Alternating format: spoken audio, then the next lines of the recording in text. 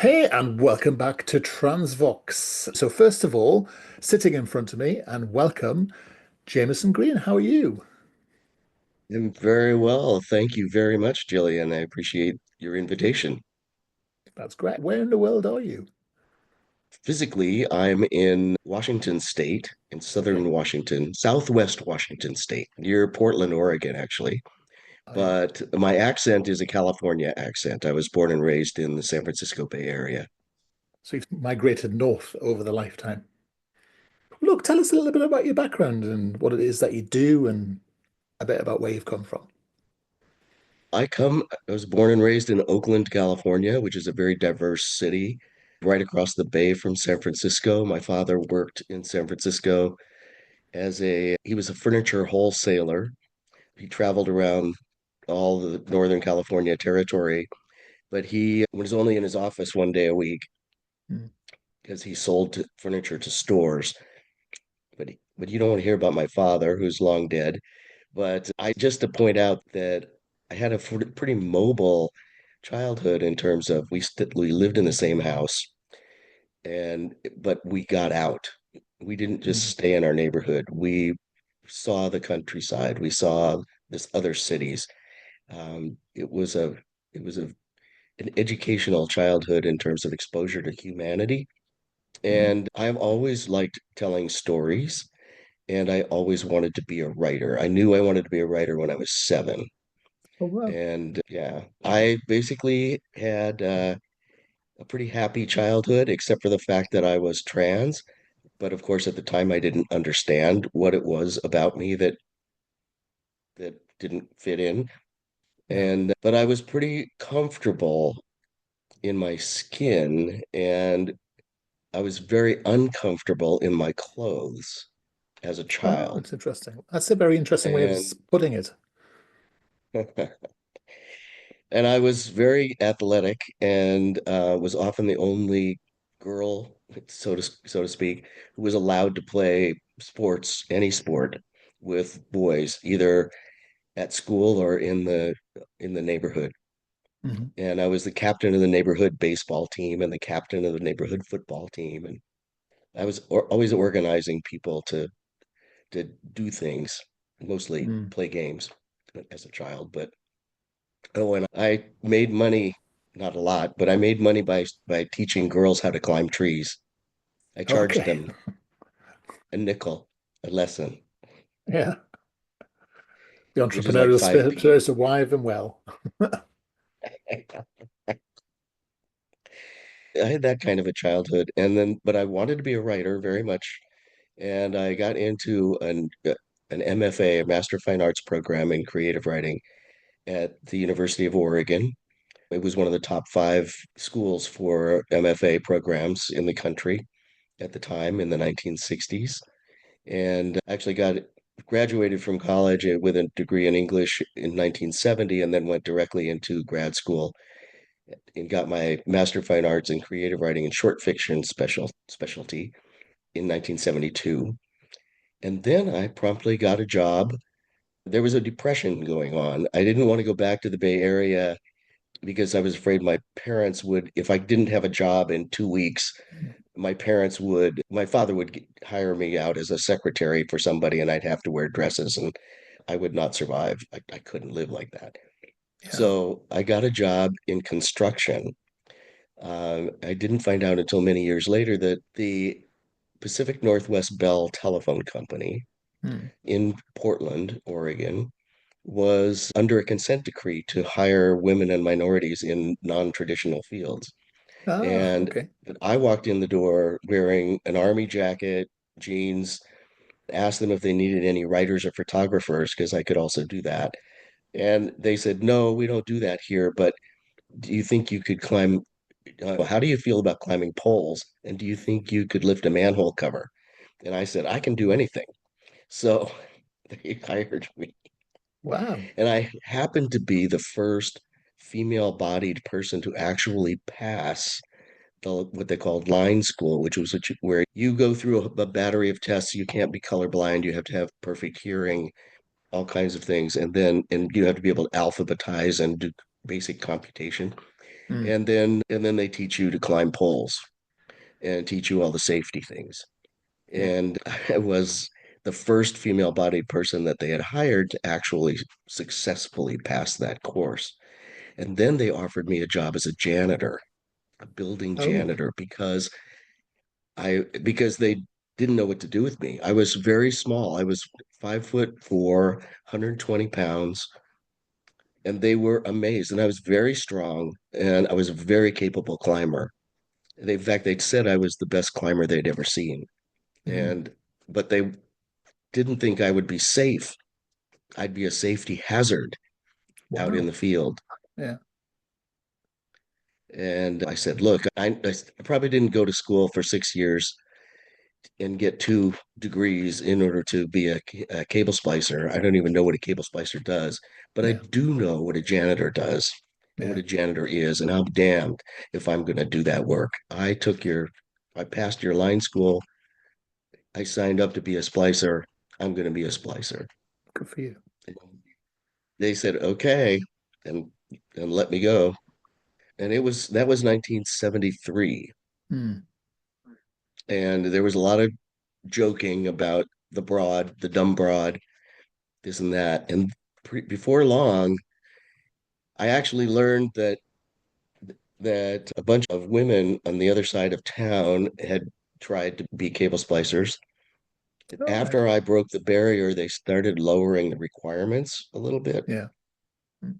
And but then in the other districts of the city, your crew would work in a certain area, Right. and you wouldn't cross into the other areas unless you were requested. And in I went to a party with a bunch of women, and they said, "Are you Jamie Green?" And I said, "Yes." And they said, "We hate your guts." And I said, "Why? What did I do?"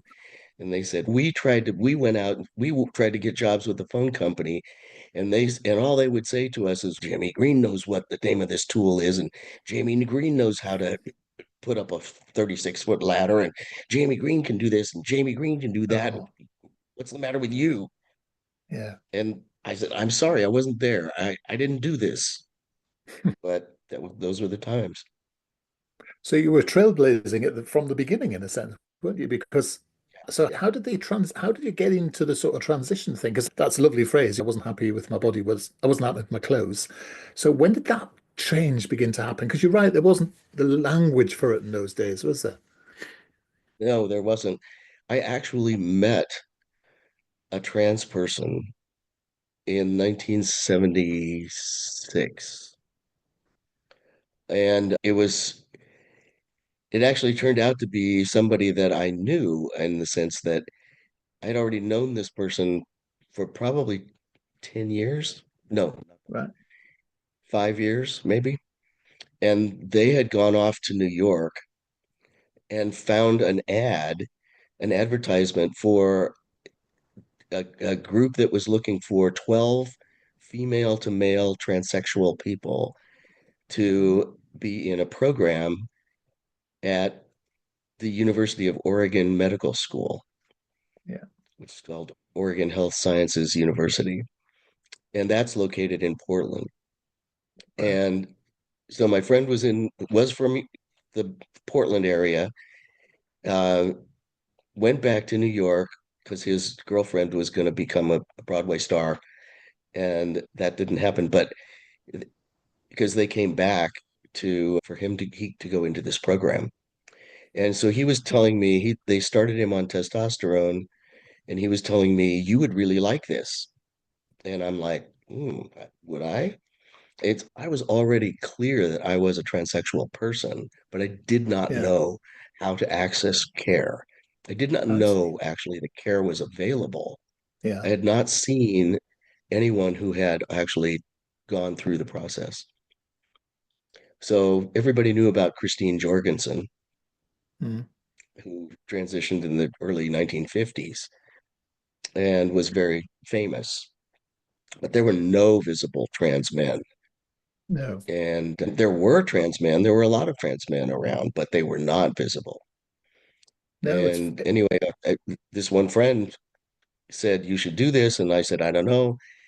I want to know more about it. Tell me more. And he did. And I actually tried testosterone under the table, so to speak, Hmm. and took two injections a couple weeks apart, and then had the worst case of acne I had ever experienced in my life. And I Right. freaked out because I thought, I'm taking this illegal drug. I can't ask my doctor to treat me. So I stopped. And that was in the early 70s or mid 70s. That was in the mid 70s. And I actually didn't start my transition medically until 1987, Well, okay. And how did you actually cope with 88. that period between there? Because actually, you must have still had all the gender dysphoria, but you were coping with it I somehow. did. I did have dysphoria, and I just tried to shove it down, but I could not function in the world as a woman. And so I was constantly running up against walls or ridicule in particular. But I used my social skills the best I could to make inroads in various places. I never wore women's clothing. I didn't dress up as a man, though. Right. I tried to be something in between. Yeah. And there were no words for that, like gender neutral or anything like that. There was androgynous, but that was just a description of what you looked like. Yes. It wasn't an identity in those days. So, So there was still no terminology. And I started working as a technical writer. I worked for the Bank of California, and then I worked for a medical device manufacturing company. And that's where oh, okay. I really learned how to talk to doctors. Ah, And because I was the only writer in the company, and they figured out pretty quickly that not only could I do technical writing, but I could do marketing writing, and I could do speech writing, and I could do all kinds of writing. And hmm. so I was pretty, two departments had a big battle over me, and as a result, my salary went way up, and it was Right. pretty amazing. Great. Yeah. Yeah. So I carved out a niche for myself, and then ultimately I went into the computer field, and I also documented surgical lasers and intraocular microsurgery systems and stuff. But then I went into the computer field when it was very fresh, and I became a manager of writers. And then ultimately, my last job was I ended in 2007. I was the director of technical publications for Visa, Right. what people call the credit card company, but they hate being called a Yeah. credit card company. That's not what they don't issue or process or acquire credit cards. It's the banks I see. that do that. Yeah. So I'm guessing in some of Visa the does. work you were doing initially, you were still female-bodied, and so you were experiencing some of that discrimination against female-bodied people at the time. Oh And I yeah. guess you must have gone through that process if you transitioned. You must have seen the advantages. Because I always think it's fascinating as we go backwards and forwards that sometimes there are advantages and disadvantages with being one gender or another. So take Yes. us through the transition if you wouldn't mind, but and then I wouldn't mind you just talking a little bit about that. Sure. So I figured out that I could transition, that I really did want to transition, and that it was really technically possible, in spite of my friend, because my friend didn't we didn't live close to each other. We only saw each other a few times after he transitioned. And I took information that he gave me, and then I kept poking around. I also started writing. This is one of the ways I processed it. I started writing a Hmm. novel about Ah, a person who was struggling with not fitting in as a woman and being perceived as male a lot of the time, dressing in a masculine way, just trying to figure out how they fit in, and then trying to determine whether or not they would transition. And I've never completed that novel. Actually, I did finish a first draft. It needs a lot of work still. And I'm going to go yeah. back and rework it because it's got some pretty interesting stuff. But Hmm. I actually was going through that process at the same time that I was writing about it. And I got connected. In the process of researching for the novel, I found out about little publications that were in the community, and in a publication from Atlanta, Georgia, called The Transsexual Voice. I saw a little ad, information for the female to male crossdresser and transsexual. Send $5 to L. Sullivan at a post office box in San Francisco. And here I am in Mm. the East Bay area. I'm thinking, how come I don't know about this person? I'm right Mm. here. They're in my backyard. I'm in their backyard. We come on. Wow. So anyway, I send my $5, and because I'm local, Lou Sullivan wrote me a little note back. He sent me his information booklet and wrote a little note. Said, we're starting to have meetings in San Francisco on a quarterly basis, and if you're interested, let's have a conversation, and gave me his phone number. It took me 6 months to get up the nerve to call him. And finally I did. And we had a lovely conversation. And he invited me to this meeting. And at the next meeting was going to be, the guest speaker was going to be Steve Dane. And I had seen Steve Dane on Mm. television in 1977. And he was so confident about himself and Right. so poised and articulate and amazing that I said, oh, it really is possible. And that was back in 77. Now, here it's 1987 Yeah. that I'm talking to Lou Sullivan. And I knew Steve Dane was around in the Bay Area. I knew he lived in the Bay Area, I had been casually trying to find him. But 1978, in fact, at the Pride Parade in San Francisco, I saw male to female cross dressers, and I asked them if they knew where Steve Dane was and how I could find him. And they knew who he was, but they knew he was in the East Bay where I Mm. was living, but they didn't know how to reach him. But they thought there was a guy in San Jose who might know how to reach him, and all this kind of stuff. And it was like, and I was like, I can't deal with this. He was very shy in many respects. Mm. Very outgoing person, but also very shy. Yeah. Makes sense. So I muddled around for 10 more years, almost 10 years. And then Wow. I got to meet him at Lou Sullivan's meeting. And Steve recognized me right away as a fellow traveler, and we became friends. He asked me when I had started taking testosterone. I said I haven't. And his wife asked me when I had top surgery, and I hadn't. People really perceived me as male a lot of the time, and I was not Yeah. making any attempt to disguise myself in any way. Yeah. But so anyway, I ended up filling out the application to the sex reassignment program at Stanford University, Yeah. which had to, by that, shortly after I was accepted, the university administrators asked the doctor who was doing the program to not affiliate himself with Stanford, not affiliate that work with Stanford anymore, because No.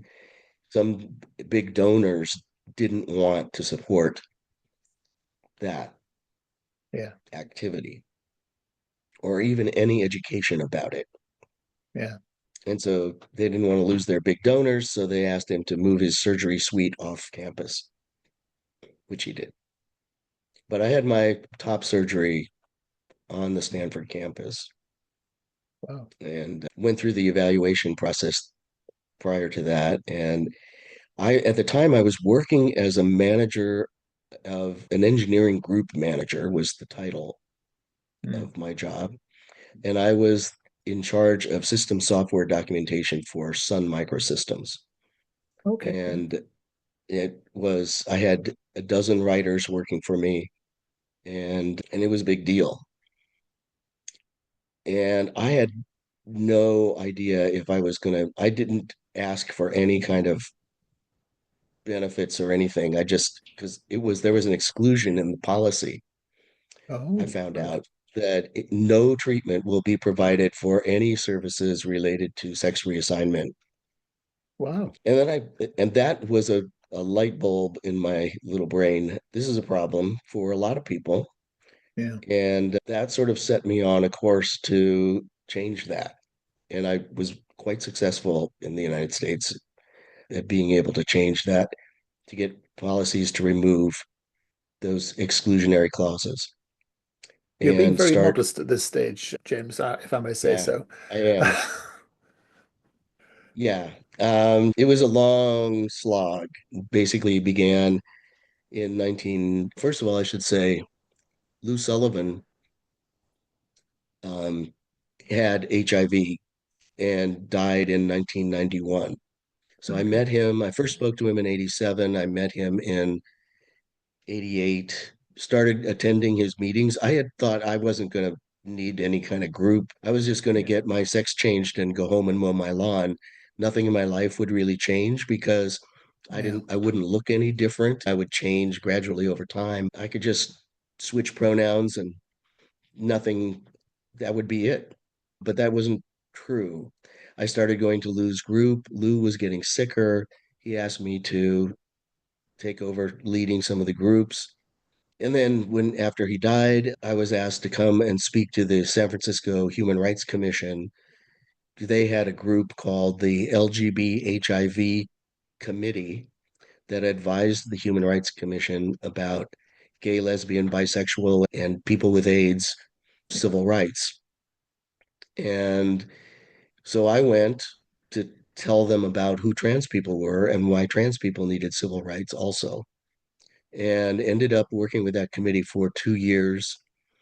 And we finally in 1994 held a public hearing in the Board of Supervisors chambers Yeah. to investigate discrimination against transgender people. And I Okay. won the contract to write the report from that meeting. And the list of recommendations that I made in that report ended up informing many other cities and states and even Canada. I know I may even go beyond that. I do know that Canada used it as a model, Yeah. but in Ontario. But the first thing it did was get us a non-discrimination ordinance and then many other things down the road. That was passed in 94 and went into effect in January of 1995. And it was the first one that included the words gender identity and expression in the law. Yeah. And I was asked to sit down with the city attorneys and draft the law so that it would have the right words in it. Yeah. And so that was a big sort of coup. And then I said, now you're in violation of your equal benefits ordinance. You exclude trans people from the insurance coverage that you offer your employees. Hmm.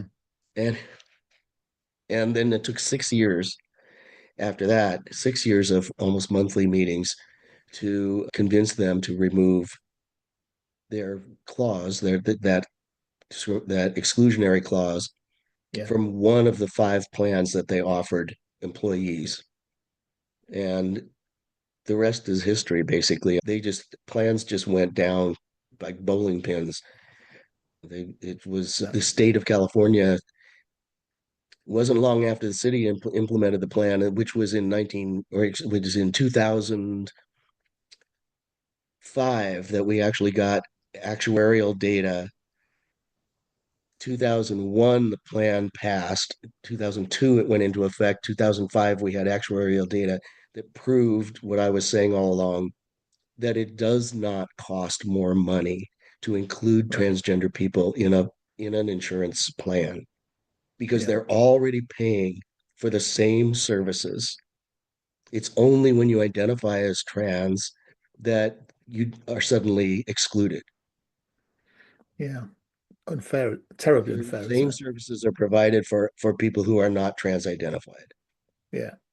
So just to pop around for a little bit, if I may, you mentioned Lou Sullivan a couple of times. Now, when I was much younger, I remember the magazine FTM International, and that was Lou Sullivan. This is what I mean, you're being incredibly modest. Many of us Yeah. used to know about that organization. Arguably, it set up the structure or the philosophy of how group support is still run in many transgender charities to this very day. If you're not going to blow your own trumpet, you're sounding very British at the moment. I'm going to blow it for you. You've had a funnel effect on WPATH. guidance and philosophy and such like. And you wrote a book, didn't you, in 2007, which I guess is probably, I don't know, I wouldn't say you're best known for it, but it's certainly very pit prop of your life. And it was called Becoming a Visible Man. This has Yeah. had all sorts of accolades, won awards. It's been, quite a change. So maybe tell us, is this the only book you've written, or have you written others since that? Because we need to talk a little bit about that book then. So was this just basic? It was just. Was this your story, or was it more than that? It is more than just my story. It is Mm. called a memoir. It was actually published in 2004. Yeah. I sold it to Vanderbilt University Press in 2002 and delivered the manuscript in 2003 and the finished manuscript. And then it was published in 2004. And then what I tried to do, what I tried to do was write the answer the questions that people always are asking Yeah. about who trans people are, what is our treatment, whether it, if we are trans, we're asking, where can I go? What can I do? What questions should I be asking? What do I need to know? But I did it with I used fiction writing techniques actually to weave a story, to draw people in, and used emotional hooks in each topic area to create interest and move people through the process. And yes, indeed, it was a very successful book. I did not get rich, but in 2019, Vanderbilt University Press called me up and said, "We just realized your book is our best-selling book of all time." Wow. And in 2020 is going to be Vanderbilt's 80th anniversary year. And so we want to give your book a new treatment, give you a new cover, promote it a little bit because it is done amazing for a university press book. And they would you be willing to write a preface for the second edition? And I said, would you be willing to let me rewrite a lot of the text because so much has Yeah. changed, so much Yeah, I bet. is different now, and I would Mm. really like to update the text. And so they said, you would do that? And I said, yes. so, so the first part of the book, the first half of the book basically is essentially the same, except that I updated all the vocabulary and updated the scientific references that are in it. And then the second half of the book adds a lot more new information about new groups that had come up, all the artists, trans artists that are working now, so many things that have happened in the field of law, the the advance of the insurance coverage, the non-discrimination ordinances around the world, on and on. So yes, and my involvement with WPATH. Again, I'm not tooting my horn in there either. I just mention it. I'm not uncomfortable talking about it, but I am a little uncomfortable writing about it. An essay that was published in the Journal of Law, Medicine, and Ethics that is an open access issue. And it was the fall issue in 2022. It's called Unbending the Light, changing laws and policies to make transgender health, I think, visible, something like that. Yeah. And because they asked me to write about my experience working with WPATH Yeah. and what I wanted to accomplish and what how that happened. So that's in that particular article. And I was pretty frank in there. Mm. Talked about some of the discrimination that I experienced and that sort of thing, but talked about perseverance Yeah. and just getting through. It It's transformed the so organization. going back to where we were chatting about earlier, and I've talked to other trans men who talk about this, that they lose the degree of prejudice when they become men. They seem to have when they present as men, because they seem to have more acceptance in the workplace. And it's odd, isn't it? Because people don't make a fuss about trans men. All the current legislation and the noise and the brouhaha going on in the States is about trans women using bathrooms. It's the That's right. excuse. They don't seem to have tr figured out that there are a bunch of trans men who are going to suddenly start using female toilets, people with beards and mustaches, Right. and how no one's thought this thing through at all, have they? We've they started trying to pass bathroom bills in the States back in 2016, 2015, 2016. And that was because they lost on gay marriage Yeah, or same-sex marriage. I prefer to say. yeah, They lost same-sex marriage and that scared them. So where can they find a an access point to rile up the populace to get them yeah, to hate these people and help them put a stop to it, whatever it is. And they had been looking at trans people for a while, but they hadn't had a lot of traction. Bathroom bills started getting them some traction, but none of them really got anywhere, but it got them a lot mhm, of publicity.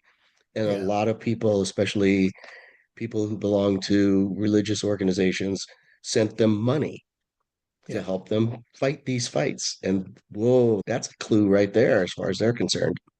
yeah. So they can get Money money by talks. victimizing us. Yeah, And that is exactly what they're still doing. So yes, and I spoke many times back then about the fact that you don't want me in your bathroom. mm, You don't make these rules are crazy that you're yeah, making. People function very well. And in fact, we passed bathroom access in California back in the early 2000s. Never had an incident, never had any problems. The only people breaking, I said, there's already laws against assaulting people in restrooms, public yeah. restrooms. You don't need a new law. And find out who's doing the assaulting. It's not trans people. No, it's just it is it never fails to amaze me that partly the reason we know why people pick on trans people is because it allows us to all, as you say, to fight. And it's about mobilizing people to hate each other. So their attention's Right. directed from what's really going on in the world. And you think at the moment with the amount of legislation and change sweeping through, I think two things tend to happen. And I don't know with the benefit of your experience. One, which is the bigger the noise, sometimes you get more support as well. Because actually, let's say 60% people are really against you. There still leaves a lot of people who are ambivalent as well as the people who are very strongly for you. And I often find that support solidifies as well. And I think over here, you have anti-trans invective that's much more obvious, but also you have much more support. And I don't know if you're seeing that yet in the States, but we know, I mean, it's clear what's going on in the States is let's poke a stick at immigrants and trans people whilst we create oligarchs and fund our tech bros empires and create stacks of cash Right. for each other. And it's obvious, isn't there? But Yes, it's you know, very obvious. people are being fed down that. It's not people's fault that they've been indoctrinated with this sort of methodology, but it's a real problem for trans people because actually the stories you hear coming out of the States are awful and people being pursued from one state to another even. This is against all of your democratic rights, which seem to be under threat as well, which I think is part of the They're trying problem, to isn't it? undo the Constitution. Yeah, yeah. And so they're It's talking about, really terrifying. It's Hitler 2.0. yeah, it is. And do you think it's going to just, is a case for trans people over in America just to put their heads under the parapet and hide away, or should you be fighting? No, What's tricky? can't do that. People are terrified, but we're starting to talk to each other, come together, build up each other's courage. We don't need to all go out and parade in the streets. That's not No. the point. The point is to have those conversations with people who have other influence than we do. Yeah. To basically, we have a lot of allies in the government, in many states, and in the federal government. And we have to shore up those relationships and make sure that they understand who we are, that we're out here, that what are the constitutional rights that we have, that we all have, and if they start chipping away at some Mhm. people's rights, they've already passed or they've proposed a bill in the state of Idaho just yesterday about taking away same-sex marriage. They Yeah, want to petition the court to overturn the Obergefell, which is the case that granted same-sex marriage. And gay people have to wake up also and yeah, realize, oh, it's not just the trans people who are going to get picked off. They're next. yeah. And And they're it's not that they're already, next. It's the legislation being used to attack trans people is actually going to affect others. And what intrigues me is that if we read Project 2025, this is all an attack on women's rights. And the that's right. frustration for me is this point about cis women turning the fire on trans women, not realizing that actually as trans women, we have a vested interest to really look after feminism, cis women's rights, because it's That's where right. we want to be in ourselves. So why would you be turning your fire on us? And Right. there were women who were on that side of the equation, and I understand that, but it just seems odd to me that some of your more strident female politicians are attacking the very people who the legislation has been used to target themselves. Very odd. Well, a lot of those strident female politicians are not feminists. Mm, They pattern themselves as the accomplices of men. yeah, They support the patriarchy. yeah, I don't think they have a sensibility that allows them to recognize where their solidarity should lie yeah. because There are their people, I suppose focus is there on are, men. yeah, and I think it's that thing about being part of a cult mentality, isn't it? Yep, People are brainwashed, and in the pursuit of power and influence, people do what it takes to get it, don't they? And it's a sad fact of that's human right. nature, irrespective of who it Yeah. is. I have to say though, we in the States, we don't have the same level of we don't have J.K. Rowling and We don't mention her name that here. sort of thing going on. Yeah, We there are people like that here, but it's not as powerful a voice here. And as a result of the abortion, the overturning of Roe yeah, v. Wade, there has been an incredible amount of banding together between people who are interested in reproductive justice and women's groups interested in reproductive justice taking on the issues of trans people because they yeah, recognize the similarities and yeah, the interdependencies. And so there's tremendous synergy going on there, which is very powerful. yeah. And all I would say to anybody in the US who wants to reach out to people like us in the UK, if you need any support or help or a safe space to come and talk or whatever it might be, I'm sure you've got them over there. But if you want to talk to us as well, we're more than happy to help because we recognize that what's going on in your area is going to come across the pond. And we're in a pincer movement at the moment as a progressive economy between the far. This is a Putin agenda, basically, and it's Europe's going to the right, you're going to the right. There's an inevitability about what's actually happening at the moment. It should only be cured in Yeah. one way. So we've got to look Well, out for thank you for that ourselves while we've got offer. the chance. Yeah, I thank you for that offer. I am we really have to get people to recognize what's actually happening and recognize how their own rights are being infringed or Yeah, being threatened. yeah. And this is all about, at the end of it, it's about those age-old things: power, greed, money, influence, self-serving, and making sure that people can, those that have, get more and more. And it's interesting, isn't it? It's fascinating. You look through history, you see the same things happening time again. And I guess then to look through history is something that you said right at the top of this was we've been here before, we've always been here. And so there is always hope, isn't there? There's always that opportunity to think they're as the pendulum swings one way or the other, it's one way at the moment. Perhaps it's going to come back again, hopefully. Yeah. One of the thing that one of the things that young people need to recognize is that we actually are more resilient than they may feel. Yeah, Young people, sadly, they just haven't lived long enough. It's not their fault to recognize that they can fall down and get back up again and correct. that sort of thing. We have we've they've had insurance coverage most of their lives. Mm, And we grew up without any insurance coverage, at least in the United States.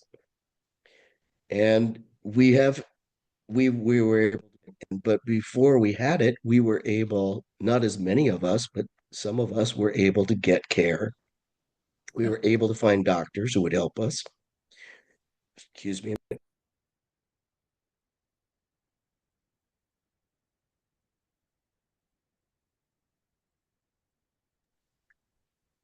We were able to find doctors. We were able to get surgery. We were able to get hormones.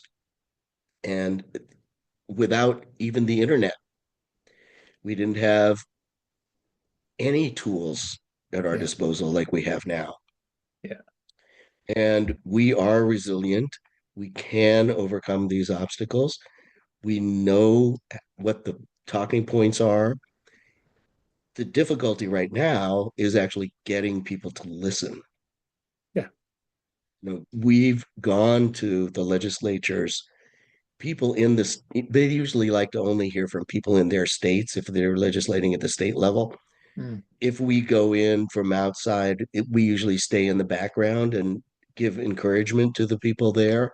But the Yeah. people there are the ones who are voting for those people. They're the ones they want to hear from. Yeah. Quite And right too. the fact is, they would just shut them down. They would shut down the young children who were there to testify. They would shut down parents of trans kids who were there to testify. They would shut down trans adults who were there to testify.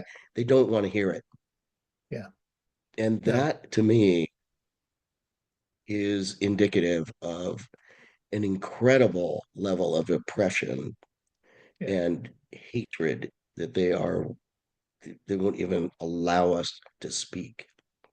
But I also think you have to be proportional about this because actually this is applying to anybody about any issue. If you're a Republican, you're in danger of losing your seat if you disagree with anything from tariffs through to whatever it might be. Whilst there's a lot of noise about transgender people, that it's there for a reason. It's there to hide from the big issues, That's the right. posturing that's going on in the world. There are a load of people who are experiencing basically America's going to become a sort of a mafia organization for the next period of time. And there you go. You had the chance not to do it, and you did it. You allowed it to happen as a group of people, and this is the nature of what happens, isn't it? And it's the nature of where, if you're going to be a liberal democracy, you've got to look after people because if they don't, people get annoyed and they rebel.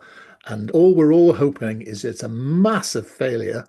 America self-combust, which is what it looks like, and we'll be all looked after by China soon.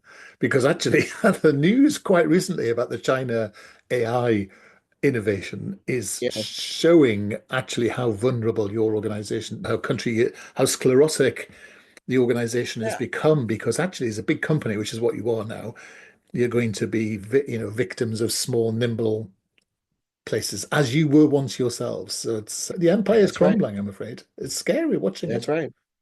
Yeah. It is scary.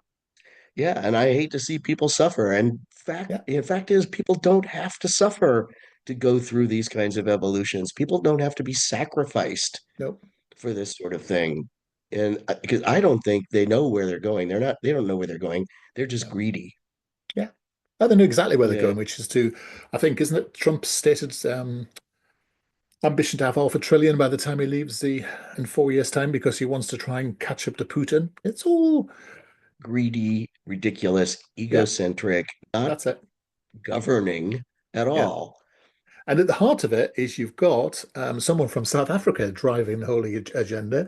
And it's no surprise that a South African person who's rooted in the idea of white slavery, white supremacy, is now running your place. Right. And it's I not just know. him. There's Peter Thiel and the rest of them. It's very interesting. And we didn't vote for him. You did. I'm like livid about Yeah. this. Yeah. Get that guy out of here. Yeah. He has no business there. Yeah. And I can't Well, believe that our government officials, Mitch McConnell is the consummate politician mm, in charge of he's no longer in charge of the Senate because he stepped no, back and he's old and he's about to croak, but he has a lot of power and authority still. I can't believe that he is not exercising that power better. to shut Cowardice. these things down. And I'm afraid what we're seeing is an economy that's gone soft, and you've gone soft, and there's just too much. The number of times there's been the opportunity of shutting this thing down. Anyway, it's nothing to do with me. I'm in the UK. I've got to look after ourselves. But what we see is old Muskie trying to interfere in Oh our yeah. politics. But Brits don't like that. We're not quite so keen Oh on people who are like that interfering. And if yeah. there's one way to drive a wedge between us is to start interfering in other organizations. The plans for Greenland and Panama, fill your boots, but don't Oh come my messing around God. with our politics. I can't believe the idiocy. I'm just livid about this. Yeah, And yet, what I really have to focus on is the survivability of my people. You that's know, it. not that I own anybody, I don't own anybody, but I care deeply for the trans community and by extension, the whole LGBTQ plus community. Yeah. That's where I grew up. We have to we have fought very hard for decades, many decades, for our visibility and our freedom and our civil rights and our human rights. And damned if I'm going to allow that to go away. And we have to look after each other because actually what we're fighting for is not just our rights. We're fighting for democracy, and democracies need to be fought for. And I think that's what we're seeing now, that if we That's want to right. live in what we call freedom, then Yep, we've got to fight for democracy. And what's going on against us is a fight against democracy. There's always hope that's if we can exactly band right. together, stick together. And as long as your American politics aren't wiped out, so that we have the youngster, the son appearing as the next MAGA representative, then, there you go. God, yes. Oh my God, it's horrible. Yeah. Right now, we just published a book called A History of Transgender Medicine in the United States, Okay. which actually will become the publication date is February 1st. Okay. Some pre-ordered copies have started shipping. I actually have a copy right here, and Fantastic. it's a Tell me more pretty about book. it. It's a It's free book, did you say? it's a pretty book. It's a pretty cover, I think. It It's a is nice looking beautiful. cover. Yeah. Yes. So there are four editors. I'm one of the four editors and 43 total contributing authors. It's an anthology of perspective that's shaped in a history that tells basically how trans people came to find themselves in the United States and how they worked with doctors and mental health providers to try to advance our care and our rights. And And where can I find it if I want to it's a get it? narrative. Where is it available? It's published by SUNY Press, SUNY press.edu is the URL for them. And it's also available through Amazon and Oh, good. any bookseller can order it. I'm just seeing if it's And out in the 794 pages long. It's wow. huge. Yeah, there it is. A History of Transgender Medicine in the United States from Margins to Mainstream. Paper, £32 on Amazon.co.uk and you can pre-order it. Free delivery by the 10th of February. There you are. How about that? And so you're telling me it's got four editors, and what sort of things will it be covering? We start with the first chapter actually is by Serena Nanda, who passed away right after she completed the chapter. She's a renowned anthropologist who studied global gender, the function of genders in societies. And she does a sort of global overview of gender diversity. Okay. And then we go to Germany and Magnus Hirschfeld. And then Harry Benjamin, who knew Hirschfeld, comes to the United States, meets Alfred Kinsey, and we go from there. And trans people worked very hard to get in touch with Yeah. Kinsey and Hirschfeld, not Hirschfeld, Kinsey and Benjamin. Yeah. Sorry. That's all right. Trans people worked very hard to get in touch with Kinsey and Benjamin Yeah. to because we knew we needed this is in the 40s, the 1940s. And this is before Christine Jorgensen. And then there's Christine Jorgensen. And then we start looking at the different medical specialties and how things developed in the different how did surgery develop? What were the early psychological theories, psychiatric Yeah. theories? How did we move out of that? Where did the treatment for young people, how did that happen? Because in the early days, nobody would go near anybody who was under 18. It was the same as being in the gay community. Yeah. Gay people, you only met in bars. You had to be over 21 in the States to go into a bar. Yeah. Nobody under 21 was allowed to be queer, although they certainly were. I'm sure. And again, that's one of those touch points that people can capitalize on to generate fear about us.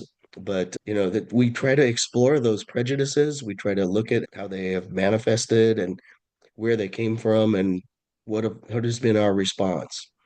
And we just come right up to almost the present day because the manuscript was finished in 2022, but it took a long time to get it took a year to get through peer review. It had to be because it's an academic Oh, press, all so it right. had to be peer reviewed, and then the reviewers made a recommendation to the press whether it was worth publishing, Yeah.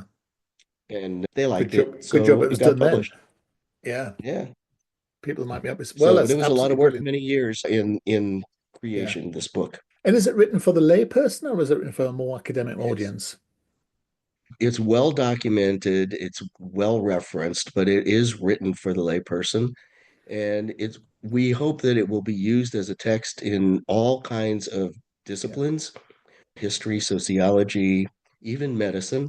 But it's basically stories about people. It's a compilation of a social movement from a lot of different directions. Fascinating. I can't wait to get hold of it. Well, thank you. I hope you enjoy it.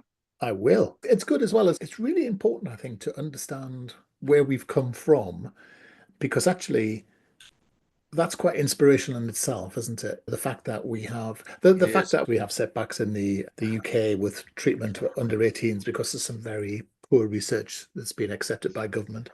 But it's interesting to see how even then how far we've still come. And it'll swing back again. It will. Exactly. It has to. Otherwise, there'll be a lot Well, worse things happening in the world if we haven't swung back. There you go.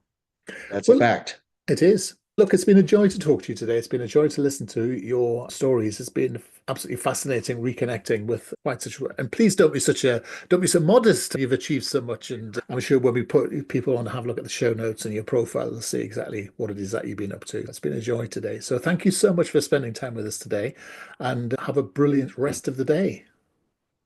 Thank you. Same to you. You take care.